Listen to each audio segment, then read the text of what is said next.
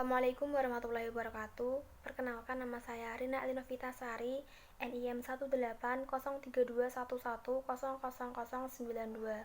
Di sini saya akan memaparkan terkait resume jurnal internasional manajemen risiko.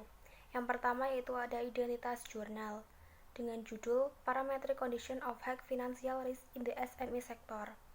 Jurnal Risk volume 7 nomor 3 halaman 1 sampai 17 tahun 2019 dengan penulis Beata Sluksarik dan Katarina Grondais. Latar belakang. Jurnal ini memiliki latar belakang di mana permodalan yang buruk dari usaha mikro, kecil dan menengah membawa risiko kerugian finansial dan kebangkrutan yang tinggi.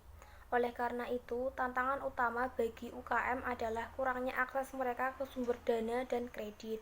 Hal tersebut dikarenakan keengganan dan kurangnya dukungan untuk sektor ini oleh lembaga lokal.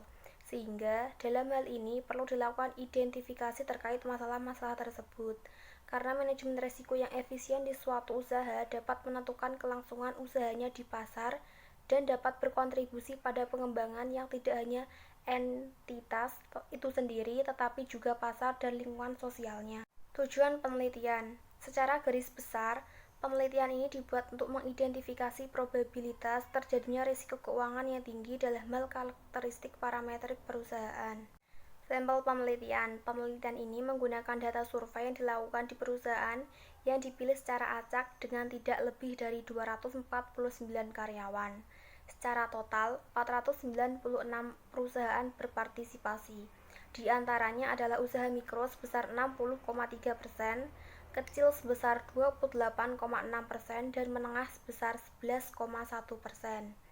Di mana metode penelitian yang digunakan yaitu data primer yang diperoleh dari kuesioner suatu perusahaan dengan menggunakan regresi logistik yang berdasarkan fungsi logistik. Hasil penelitian. Dalam jurnal dapat diketahui dari data model logit diperoleh beberapa asumsi, yaitu yang pertama, semakin besar perusahaan maka semakin rendah kemungkinan terjadinya risiko tinggi. Yang kedua, jika perusahaan beroperasi di pasar internasional, kemungkinan terjadinya risiko tinggi lebih tinggi. Yang ketiga, semakin lama perusahaan beroperasi di pasar, semakin tinggi kemungkinan risiko tinggi yang terjadi.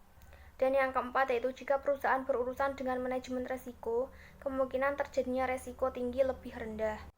Di mana setelah melakukan estimasi model diperoleh hasil penelitian yaitu model regresi logistik tidak signifikan dalam asumsi yang pertama, yaitu semakin besar perusahaan semakin rendah kemungkinan terjadinya risiko tinggi. Asumsi yang ketiga, semakin lama perusahaan beroperasi di pasar, semakin tinggi kemungkinan terjadinya risiko tinggi. Dan asumsi yang keempat yaitu jika perusahaan berurusan dengan manajemen risiko, kemungkinan terjadinya risiko tinggi lebih rendah. Sedangkan pada asumsi yang kedua yaitu jika perusahaan beroperasi di pasar internasional, kemungkinan terjadinya risiko tinggi lebih tinggi dinilai signifikan. Hal tersebut didukung dari faktor politik dan lingkungan keuangan yang berada di luar negeri. Kesimpulan pada jurnal yang bisa ditarik adalah pengaruh paling besar dari tingginya risiko keuangan pada UKM, yaitu jika suatu perusahaan beroperasi di pasar internasional. Tetapi, ancaman tersebut dapat dikurangi dengan mengambil tindakan yang tepat terkait dengan pengelolaan manajemen risiko keuangan pada suatu usaha yang akan dijalankan. Selanjutnya yaitu kelebihan dan kekurangan. Kelebihan penelitian ini adalah penggunaan teori yang sudah memadai, serta banyak referensi yang dimasukkan sehingga dapat memperkuat asumsi ataupun hasil dari penelitian, dilengkapi dengan tabel hasil perhitungan ataupun estimasi serta rumus-rumus pada perhitungan dan interpretasi pada hasil penelitian.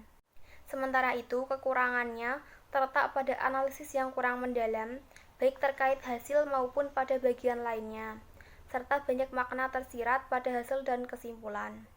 Cukup sekian pemaparan dari saya, kurang lebihnya mohon maaf. Wassalamualaikum warahmatullahi wabarakatuh.